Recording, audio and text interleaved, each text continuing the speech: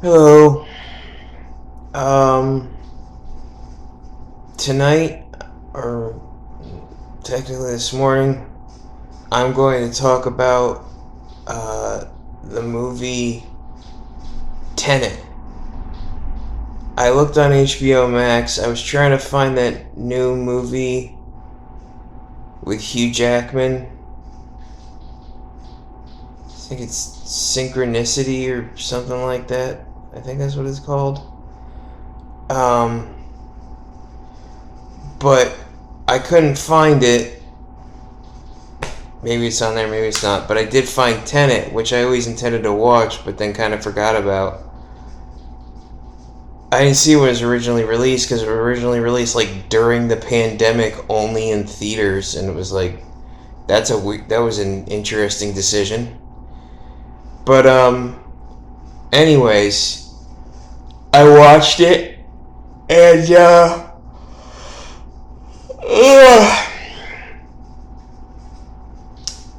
it's called Tenet, and it stars a bunch of famous actors, and it's directed by Christopher Nolan.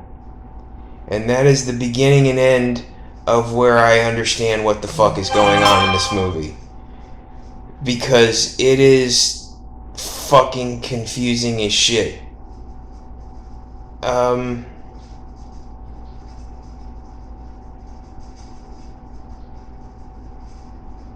Uh... Yeah, okay. Um... Even if... God damn it, stop fucking texting me. Jesus Christ.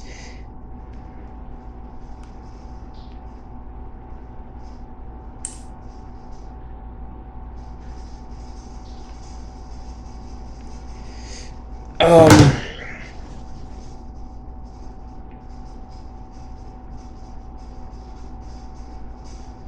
Oh, where was I? Oh, yeah. Um...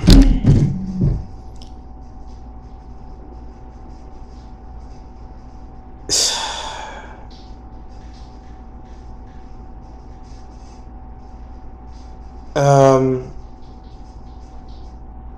Yeah. Even if I wasn't tired, I'm not sure if I would know how to explain this movie. Everybody told me it was confusing as shit, and even after they watched it, they still don't understand it, and I totally get why. Because it is one of the most convoluted movies I've ever heard of, because it deals with time travel, which can already get pretty confusing, depending on how you do it, and this does it in a very complicated way that tries to be overly scientific because it wants to act like it's so smart that you couldn't understand it, so it makes it so you couldn't possibly understand it. For starters, everybody talks about shit that's way too complicated. They also talk way too fast. Everybody in this movie talks way too fast.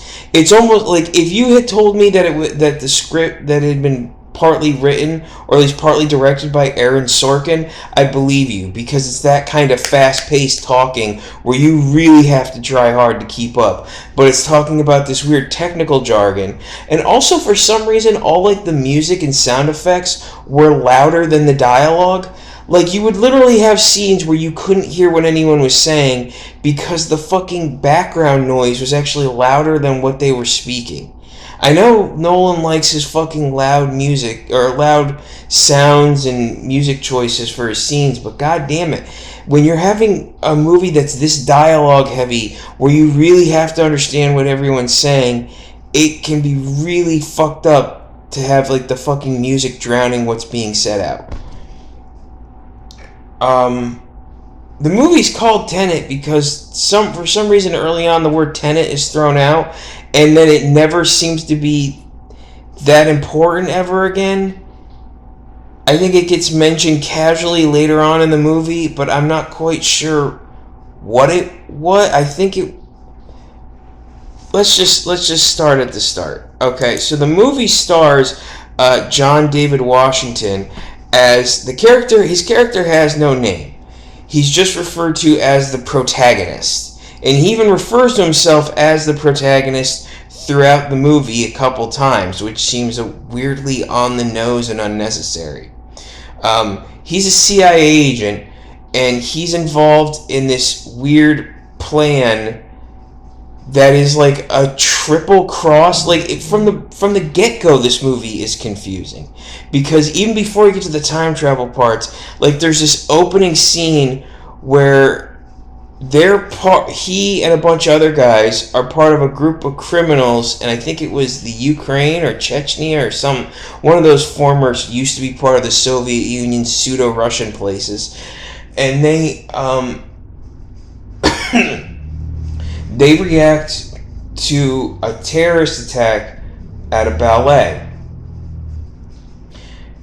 They sneak in with the police, pretending to be police, but they're not police. They seem to be a group of criminals.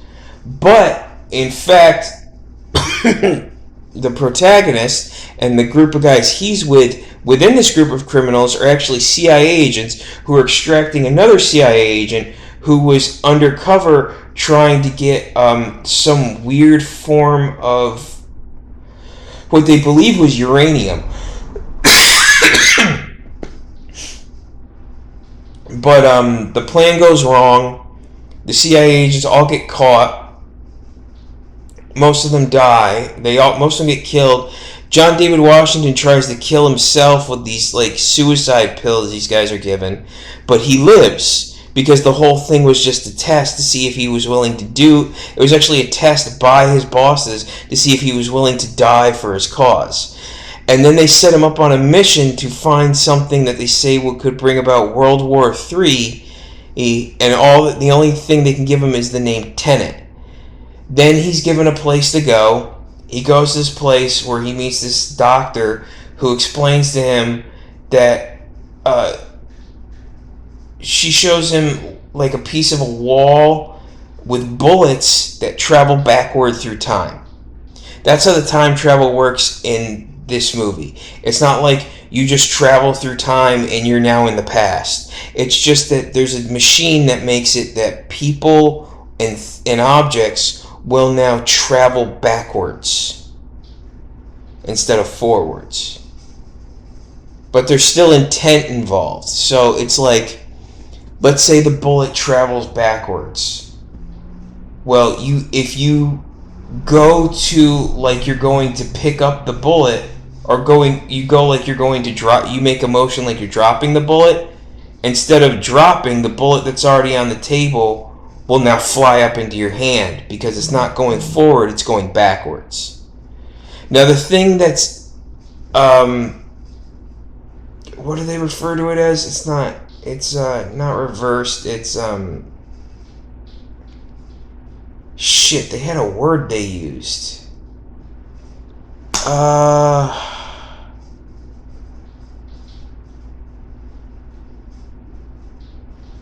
God damn it.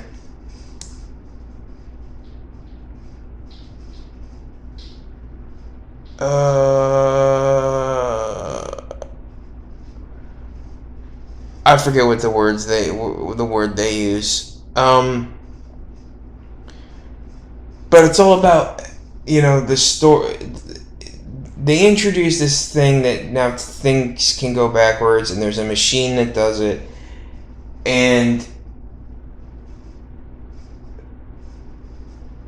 actually, during the whole ballet thing, he has this weird encounter with a bullet that flies backwards. He sees a bullet hole in one of the seats, and it flies out and hits a guy behind him who's got a gun on him, the protagonist I'm talking about, and then it goes into the gun of some guy he doesn't know because he's wearing a mask, who runs away, and he's got this weird little like token thing hanging out of his the pocket of his backpack or something. That'll make sense later. But it's all this weird thing about going forwards and backwards, kind of like the name Tenet, which is a palindrome, which is a word that's spelled the same forwards and backwards.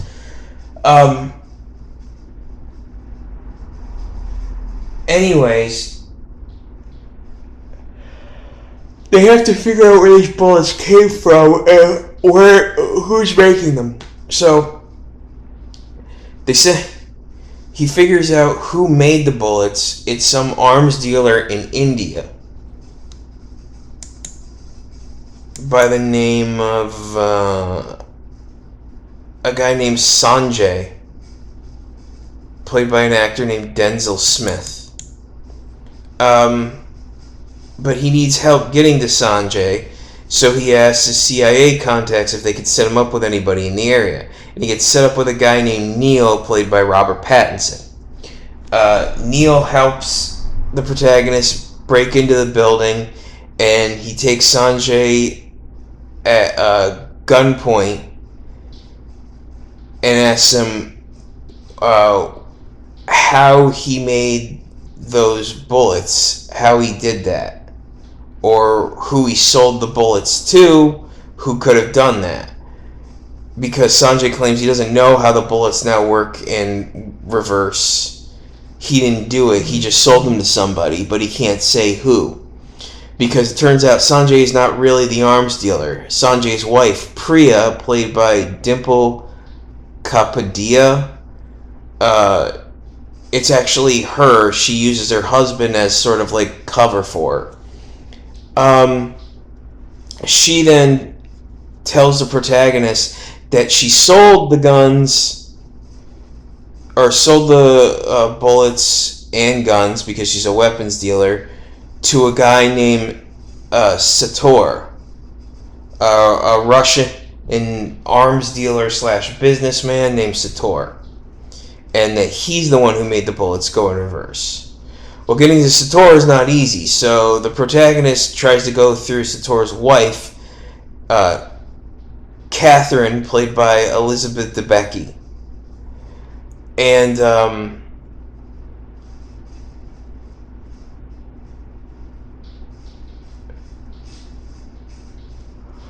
actually, before he gets to Catherine, he first has a meeting with a guy named Crosby, who's, it's a Christopher Nolan movie, so of course Michael Caine had to show up. He's in one scene as a guy named Crosby who points him in the direction of Sator's wife. And you get the explanation that Sator was a guy who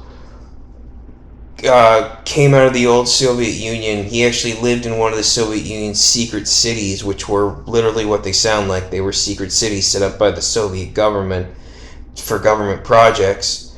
But this is one that was kept hidden even after the fall of the Soviet Union. It was where they were doing tests with nuclear weapons.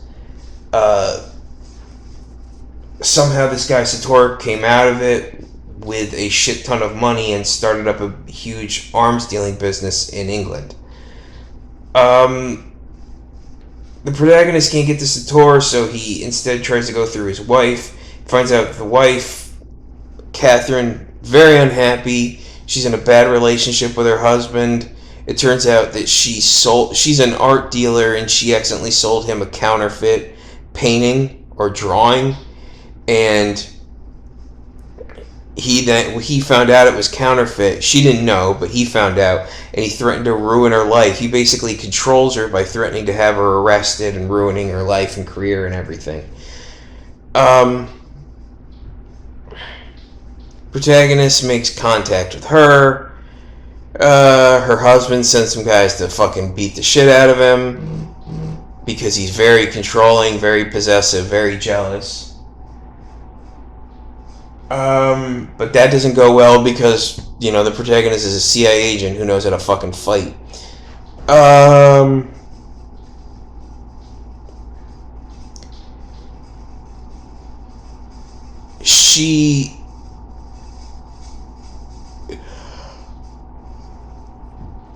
She says she'll help him, but she needs the picture destroyed first.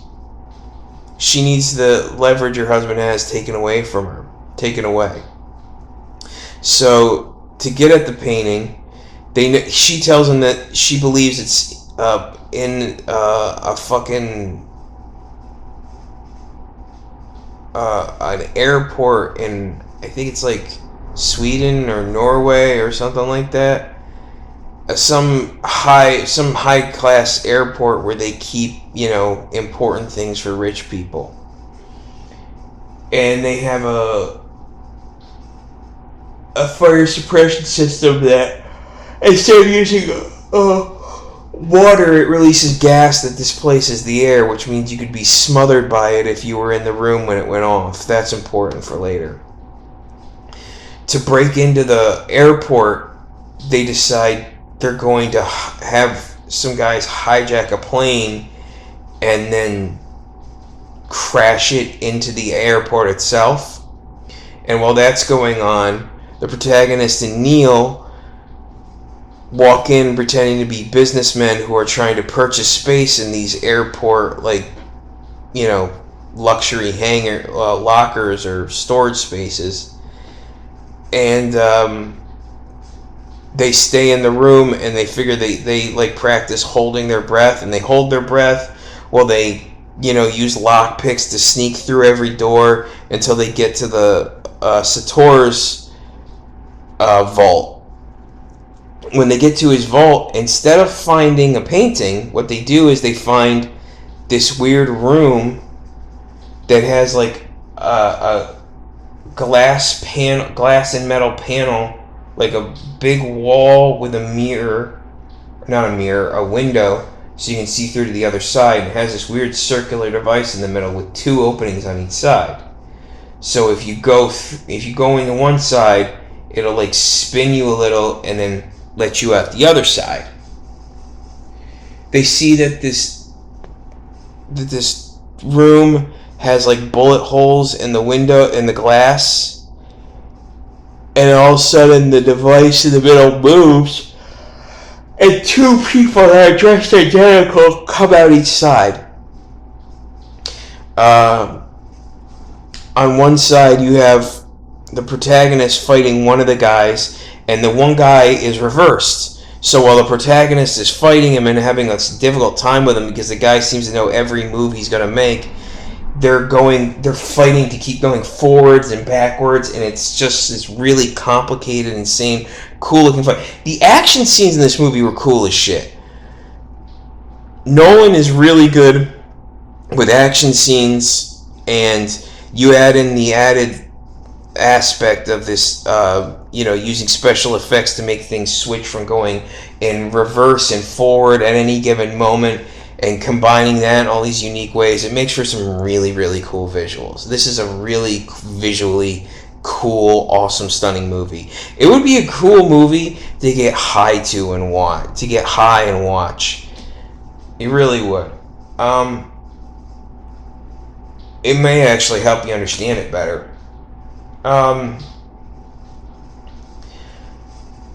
So the protagonist fights this one guy until he just seems to go flying out this weird door, but he's going in reverse instead of forward. Meanwhile, the Neil chases the other guy and manages to take his helmet and mask off while trying to grab him, but then just lets him go, and you're like, is this guy a traitor? But anyways, they get out of that, although they're super confused as to what just happened. The protagonist then goes back to Catherine, and he lies to her and tells her the drawing has been destroyed. Her husband shows her that indeed it is not. So she doesn't trust the protagonist anymore, but the protagonist is like, no, you need to let me in, we'll set up a deal. He wants to help Sator steal that thing they were trying to get in the beginning, the thing that was supposedly uranium. It's not actually uranium. It's actually part of the device it's part of this device called Tenet. Tenet is basically how they originally created this time travel. It's a formula or an algorithm or something, but it was like installed in these highly radioactive pieces of equipment that you can then put back together, and this is one of the pieces. So Sator wants it. The protagonist helps him steal it, in what is a very cool heist slash chase scene. Um, he right away. Sator, I forgot to mention, is played by Kenneth Branagh. You know, he's been an actor in a bunch of things, and he directed the movie Thor and all that shit. Who does actually a pretty decent Russian accent for being not Russian. You get to see a lot of him and his wife's awful relationship.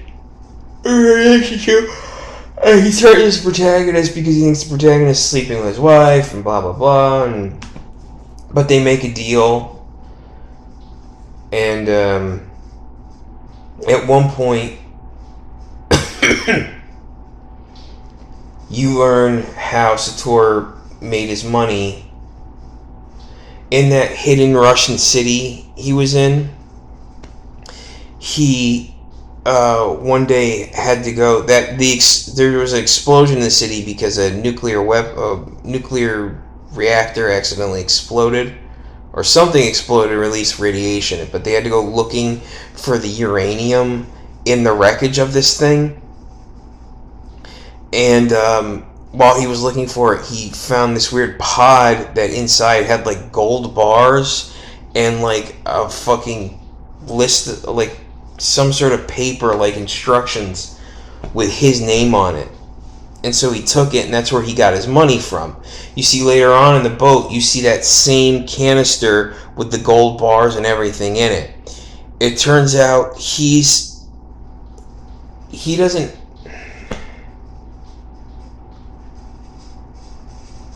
I don't understand why he didn't need to do this. I don't understand why he couldn't just. Because he's got more than one time travel. Otherwise,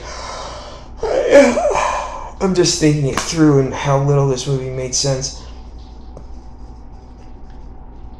He basically is leaving the canisters in the future to be found for the future at a time when they have the ability to make the object go reverse in time, so it'll end up in the past, where he'll dig it up for the first time and gain his fortune to start his empire, which will then in turn be sent to him later on in his life and via the future. It's so complicated.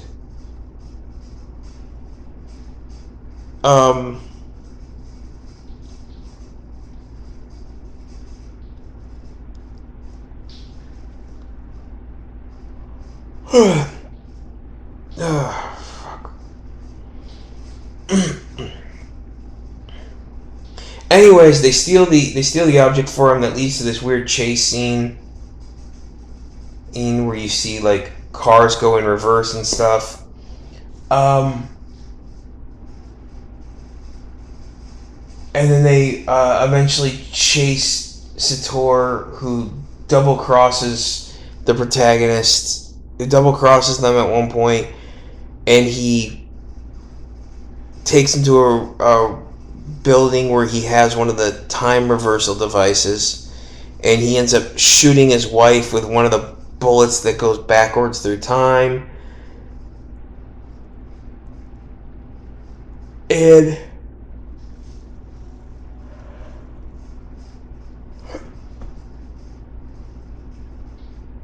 while he's talking to the Sator that's going backwards in time, the Sator that's going forwards in time comes in the other side of the room where the protagonist is, and they kind of like ask him similar questions and everything. And then as that's going on, all of a sudden this group of paramilitary guys show up, led by a dude named Ives, played by Aaron Taylor Johnson. He saves the protagonist, and he's working with Neo. And they're part of some group that knows about time travel. Like there's two groups of people from the future. There seems to be this group that knows about time travel and is using it to try to save people, or at least stop terrorist attacks. And there's this other group that just does whatever it wants. That's the group that Kenneth Branagh is part of. after he supposedly killed his wife. For some reason, they can't help her. I didn't quite understand why. It's like something to do with the bullet. I don't know. Something to do with the radiation. I don't.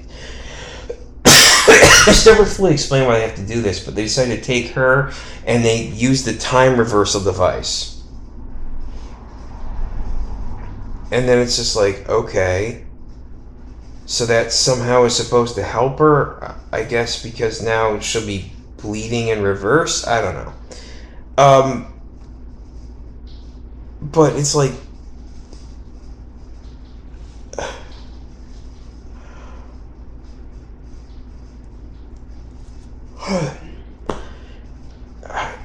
this is where the movie starts to get really confusing. I don't understand why they did this. I don't understand why they need to go back in time. But anyways, they take her back in time so she can heal, and then a week later they have to, because they're traveling backwards. I don't know why they can't just use the device they just used to travel back in time forward. I guess they couldn't for some reason. They needed a device somewhere else, so they decide, well, they know of one, they know of it in that airport in Sweden or something. So now they travel backwards through time. It looks forwards to them, but backwards to everyone else. Also, when you make a person go in reverse or a living thing, you have to give it its own like breathing mask because oxygen doesn't pass through time reverse lungs.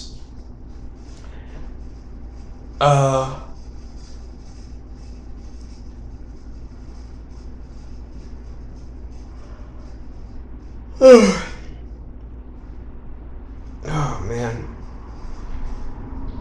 But yeah, in case you're guessing, they break into this airport and the two guys they encountered the first time around at the device in the airport, it turns out it was actually the protagonist himself. The protagonist, the reason he was having such a hard time fighting the masked guy in the first time they were there was because the guy who was fighting was himself, therefore a guy who knows his fight moves.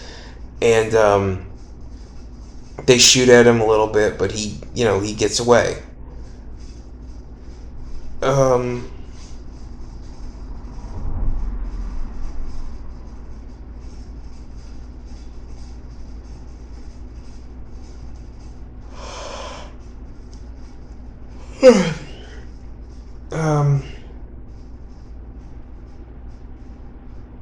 So yeah, he fights himself, and then he fights himself going backwards, but like you said, it looks forward to him and it looks like backwards to the normal pace time. You have to watch it to understand.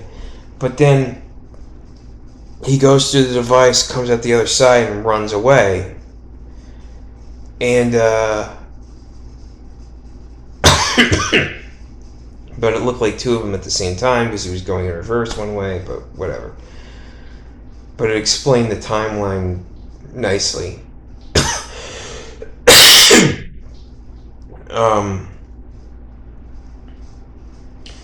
That was also by Neil chased down the one guy, and when he tore his mask and helmet off, he lets him go because he realizes it's just the protagonist. He's like, alright, fuck it. Oh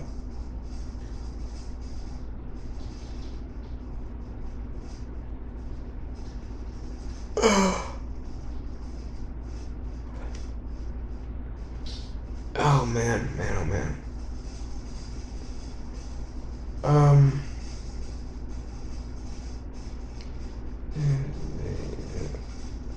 Oh yeah, they help the wife, and they decide they need to stop Sator, but they can't because it's like, if he dies, he'll set off like a bomb, and everybody thinks it's a nuclear bomb, but in fact it's a bomb it's a thing that'll make everyone blind, I guess. It's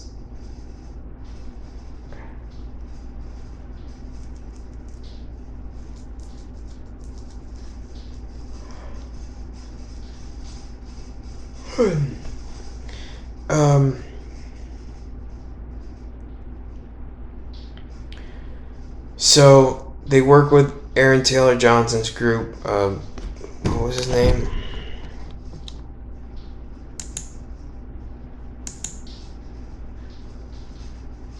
Um, Ives, Ives and Aaron Taylor Johnson's group. They even get Catherine to help them. And he tries to get Priya to make sure that Catherine and her son will be protected. But I don't know. This woman kept being part of the movie.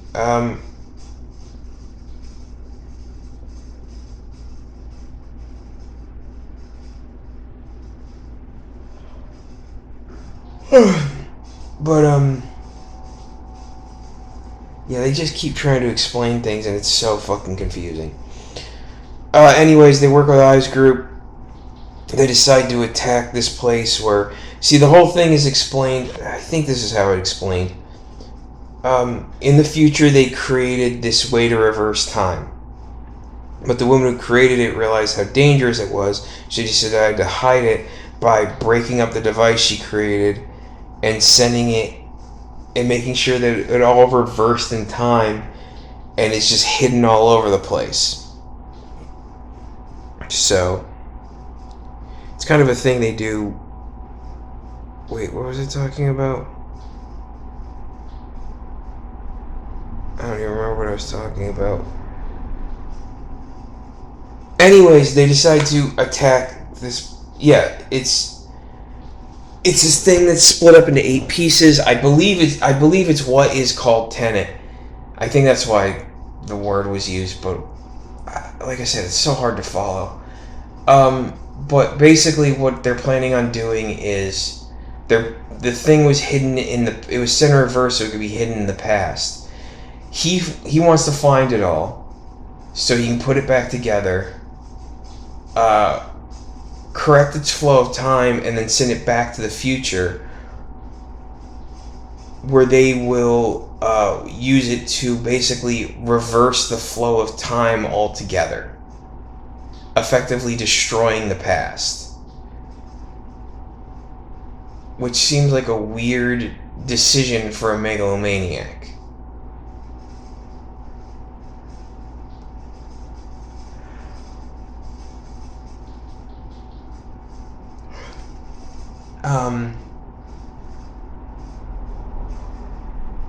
Shit.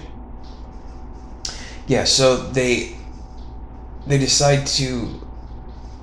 And Sator has like a kill switch device, so if he dies, it sets off the whole thing. I don't know.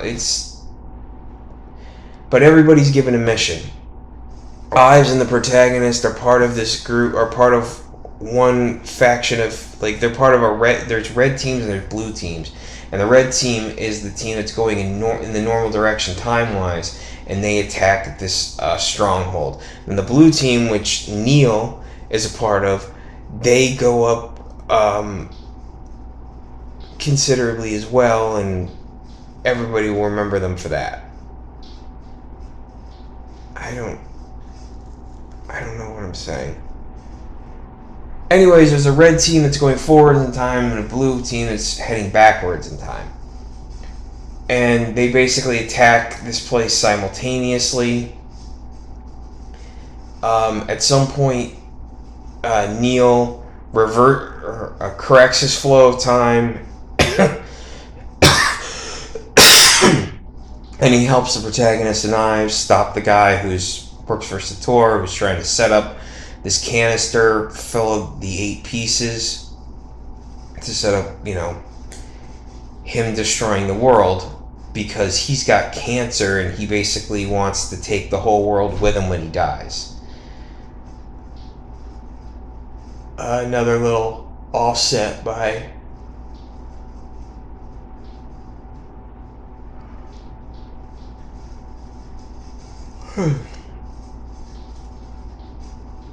oh man. But they eventually stop. They stop it, which is good because Catherine just kills her husband anyways.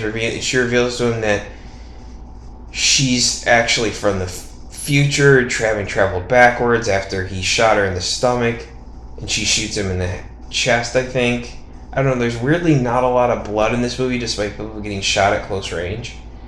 And then she jumps off the side of the boat he's on, and her version of her from the past knows something he doesn't, and it's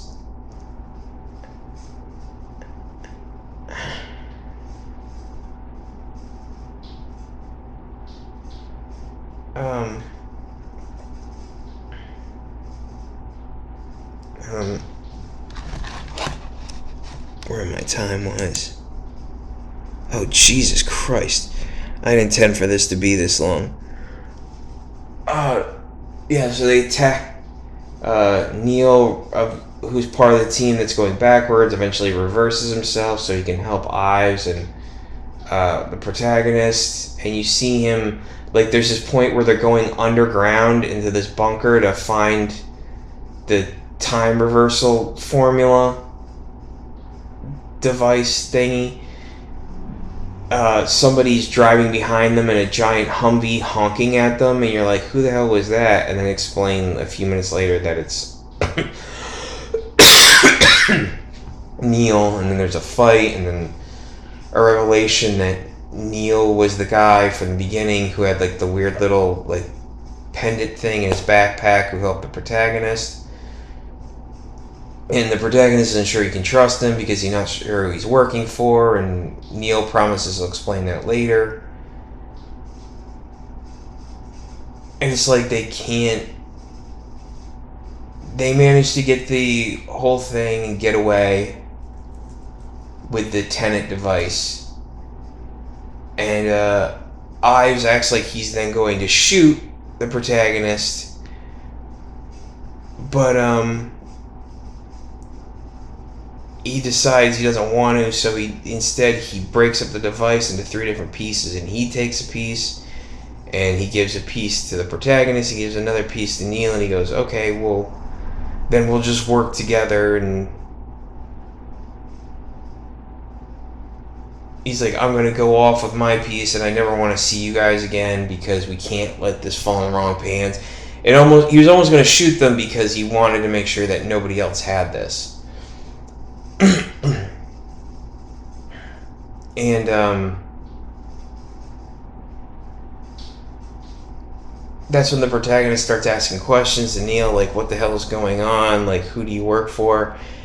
And because he realizes that, you know, Neil's been watching his back long before he even met Neil, so how is that possible? Because it turns out that Neil has already met him. He's actually from the future, sent by a version of the protagonist's self from the future. And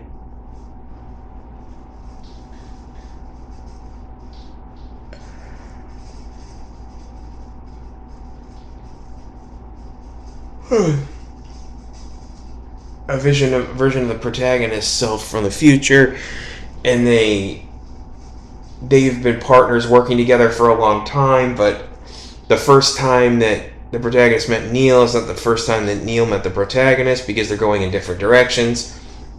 That this is all a weird pincer attack against the people who would use time travel for the wrong things, to attack them from 2 different directions. You actually see that during the actual assault on the Sator's weird little city thing, because they use rocket launchers, they coordinate to use rocket launchers at the same time, the 2 different teams.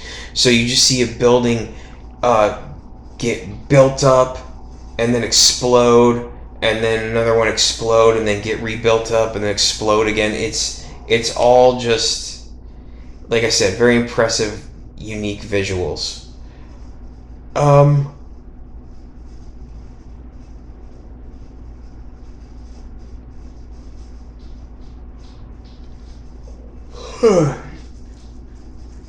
Like I said, this movie is confusing as shit. If you can make sense of it on the first watch through, you are very smart or very high, or you're lying. Just trying to think about this is making me exhausted. It's so fucking nuts. But it had some good performances. It is an interesting idea, certainly a unique one. And like I said, the action sequences and the visuals were fucking stunning, because Christopher Nolan is not a big guy on like digital special effects, certainly not digital art. If he can do things in a practical way, he will do them in a practical way, and that's really cool. Oh yeah, they also explain why the people from the future are sending a thing back to kill the people in the past. It's like they start talking about that, like time travel and things like this. Like, well, wouldn't that change the future? And they're like, we don't really know, or maybe it'll change it for the better. And the protagonist asks Sator at one point, he's like, why, why are they doing this? Why are they sending things to the past? Like, why do they want to, destroy the past? And, they explain, what's his name? Sator explains that they want to destroy the past because basically environmental pollution has destroyed the environment, and they're pissed about that, so they want to destroy their ancestors. They basically want to go backwards so they can reverse the damage that's been done to the environment, I guess. It's so fucking weird and crazy and stupid and nuts. But yeah, and Sator doesn't care because he's dying of cancer from his time working around radiation, and he's the type of guy that if he can't enjoy something, he doesn't want anyone else to enjoy it, and that's why his wife shoots him, and she then jumps off a boat, and then her past self sees her future self who's traveled backwards in time. It's all so weird. And then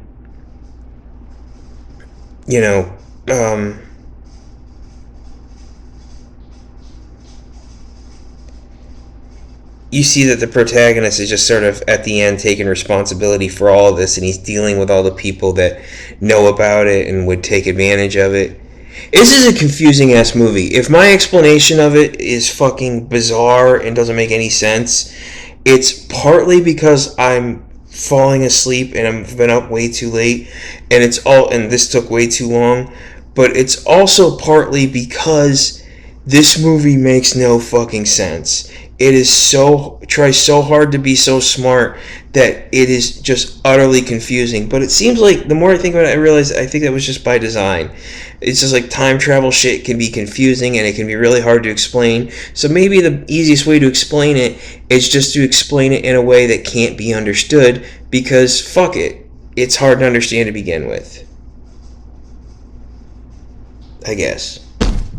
But anyways, I would give this movie, if it wasn't for the overall confusing nature of it and like the fucking just spew of fucking dialogue that's so hard to understand and hard to keep track of, I would give this movie 2 thumbs up. Because of that, holding it back, I only give it 1. But man, it's got cool action and cool visuals, and I highly recommend it on that.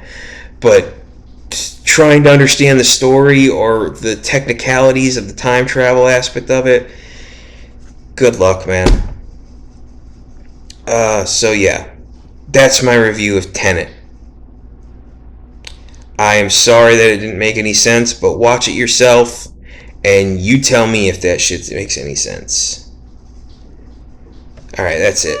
Have a good one.